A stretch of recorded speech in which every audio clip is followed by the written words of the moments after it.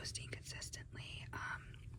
During the holiday break, I decided to spend time with family. I had a family member that came in from out of town, and I just wanted to spend time and just have fun and, do some fun crafts with some family members. So I'm really sorry, but I just wanted to spend time with my family. But, guys, look at my new charger.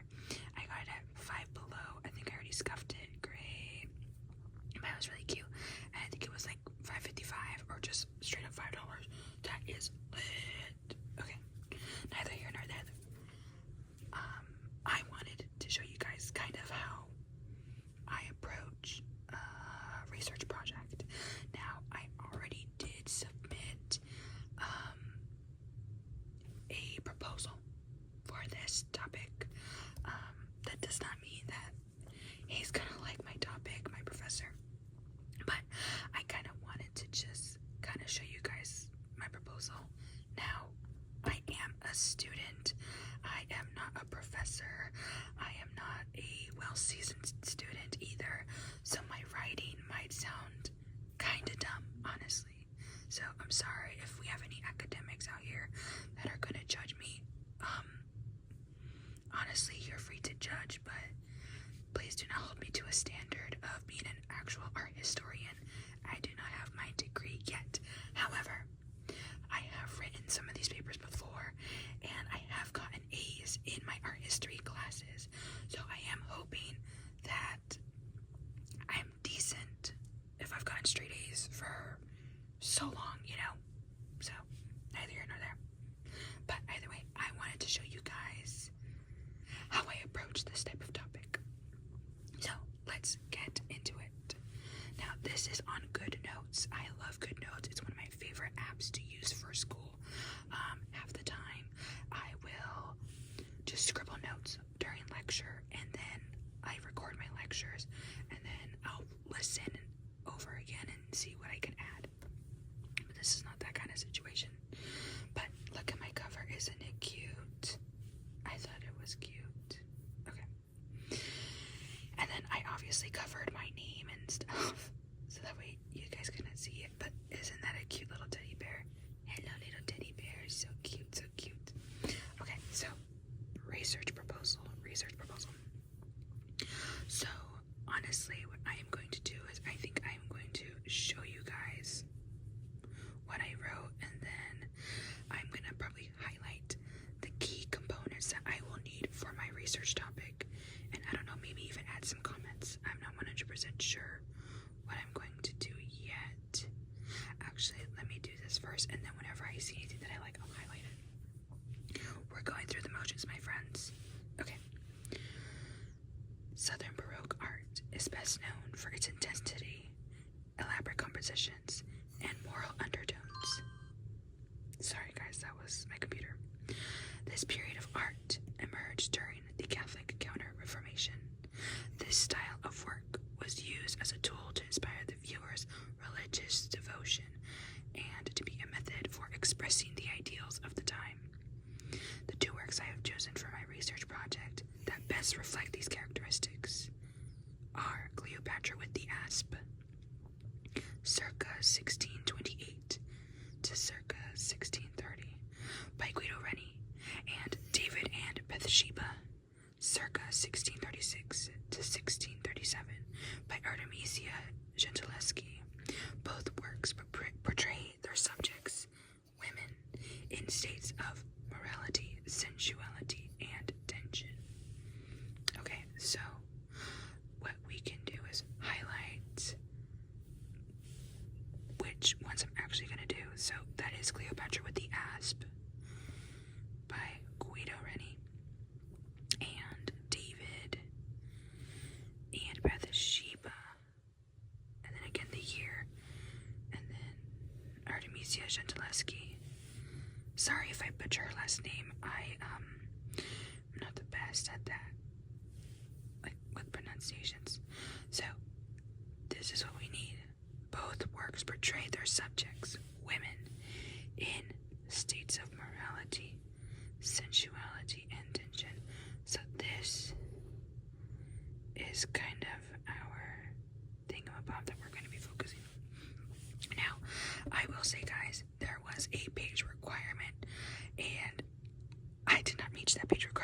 initially. So I literally wrote like 2 or 3 sentences that are kind of BS. Just warning you guys, and we're gonna approach one right now. So really sorry, but you know what? When you're a college student, sometimes you gotta wing it. That's all I gotta say. I'm gonna be honest with you guys. You know. Okay. Rennie was a Southern Baroque Italian artist born 1575 in Bologna, Italy, and I believe he actually passed away in the year 1642. Just a fun little fact. He primarily painted religious, mythological, and allegorical subjects. Rennie's Cleopatra with the Asp is currently located at the Picture Gallery of Buckingham Palace in London, England. Okay, so that is something we're going to need to know. Okay, currently located Buckingham Palace in London. Oh, sorry guys. The medium is oil on canvas, and the work measures approximately 45 inches by 37.5 inches. Yeah, I'm gonna need that for when I do my actual research paper. Okay. The painting depicts the moment Queen Cleopatra as she prepares to end her own life. Yeah, unfortunately, she does. As we know from alleged stories. I'm sure if you guys read ahead, you could be like, what? Yep. Rennie depicts Cleopatra as she succumbs to the asp's bite, ultimately ending her fate. This is according to Plutarch's recount. Now, this is what I'm talking about, guys. Plutarch's recount of the event in a portion of his Lives of Other Caesars collection of bibliographies.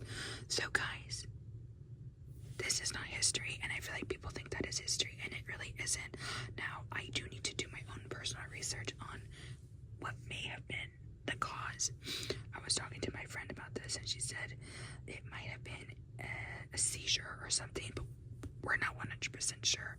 But I think that was a very important find that I can include in my actual research project. And of course, you know what the subject is, but I don't feel like highlighting that, you know. This is subsequently Cleopatra's last act of reclamation and escape of the vulnerability against the subjugation to Rome. Okay. So, I think this is really important to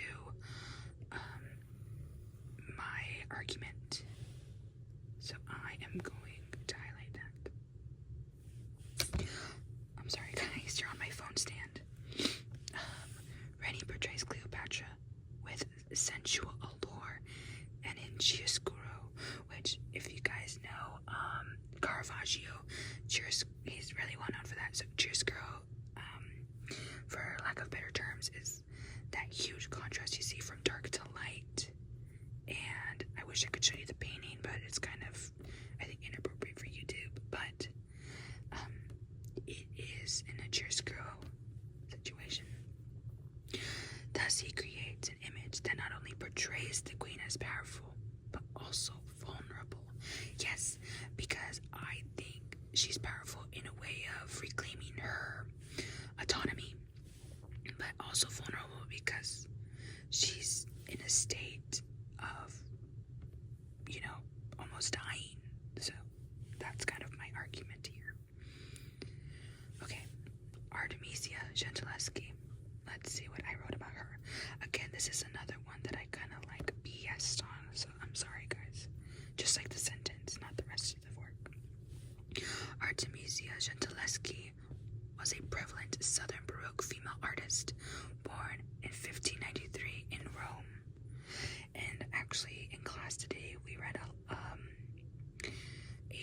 letter from her, and I love that she was like, I am Roman. And like, she was just honestly being just super cool in her letter to a patron, and I was like, she was a queen for that, and I loved her for that. She is primarily well known for her historical paintings and self-portraits. Yes, there's actually a self-portrait. I think it's called Self-Portrait as the Allegory of Art or something like that. You guys need to research that. It is so interesting and it is so beautiful. Oh my god, I just loved it. Sorry guys, I'm like geeking because I love art history, obviously. Okay,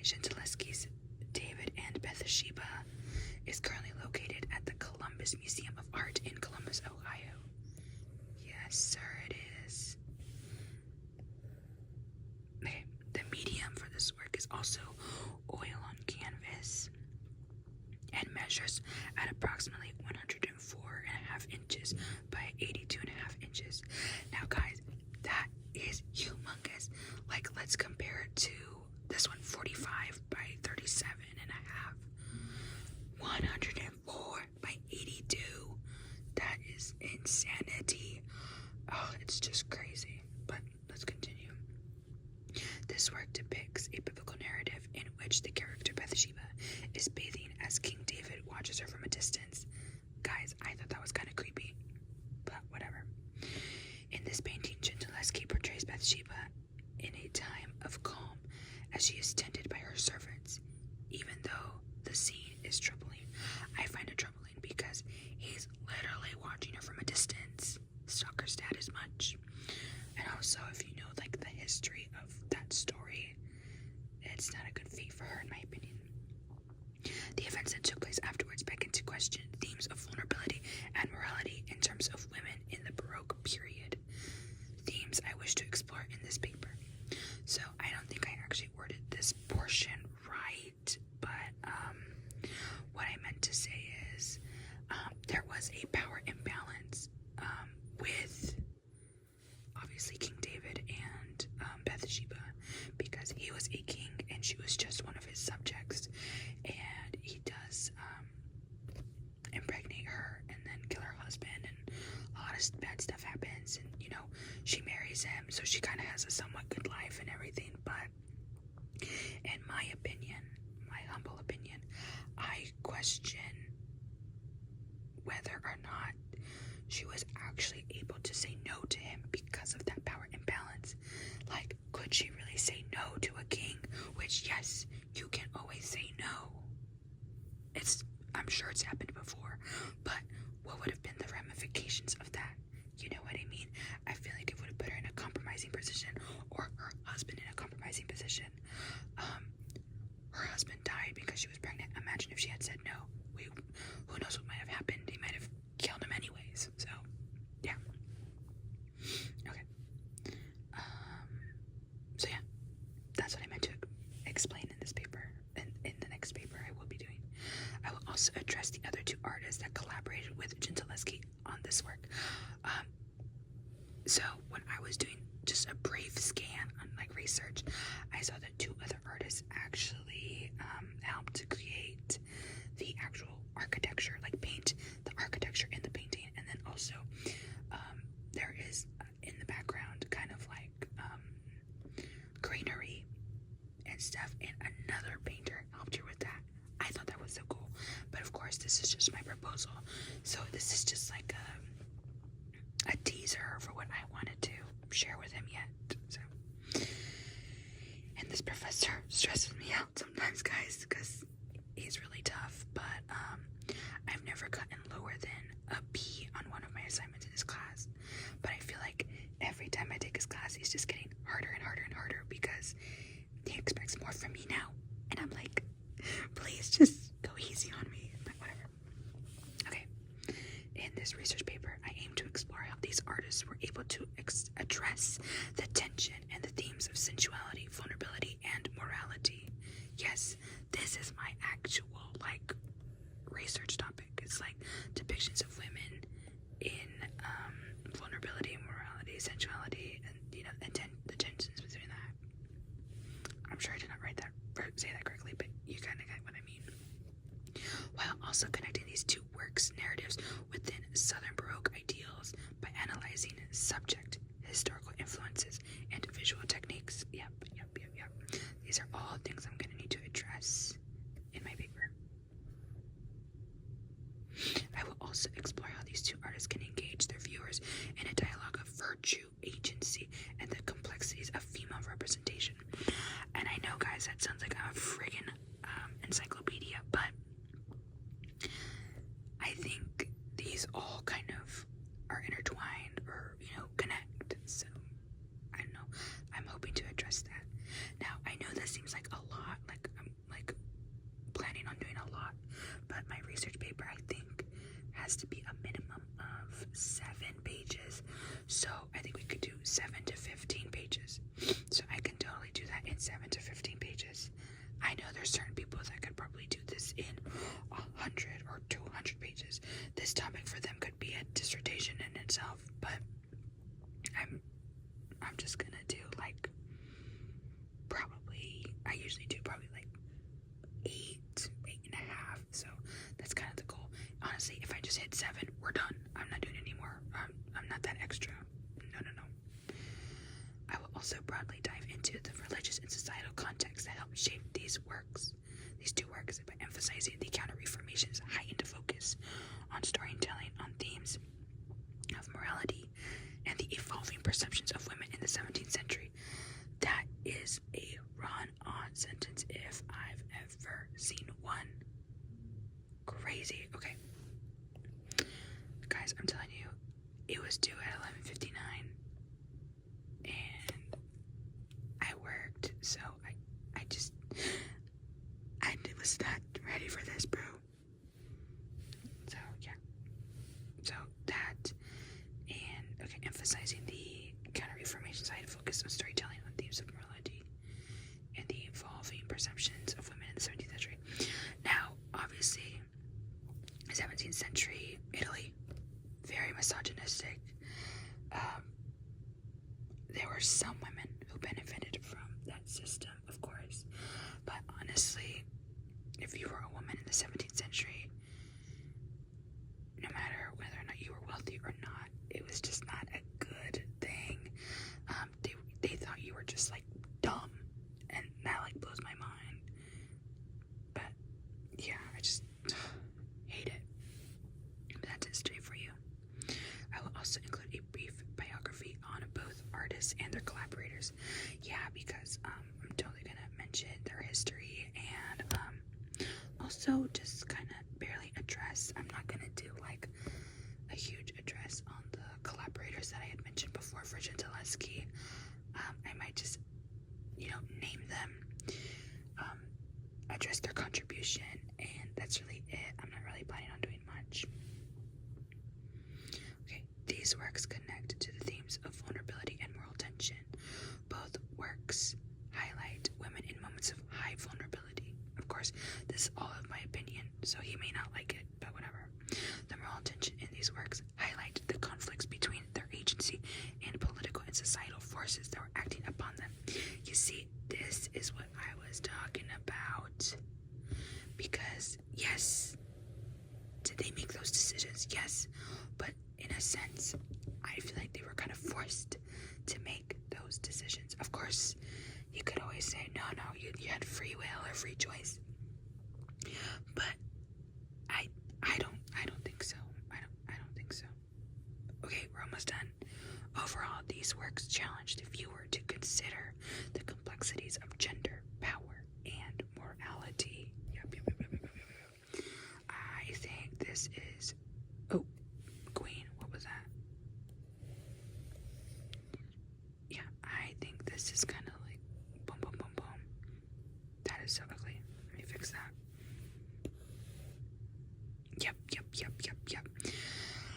I think I really did address it. Now, I do have a preliminary bibliography, but you guys don't need to see that.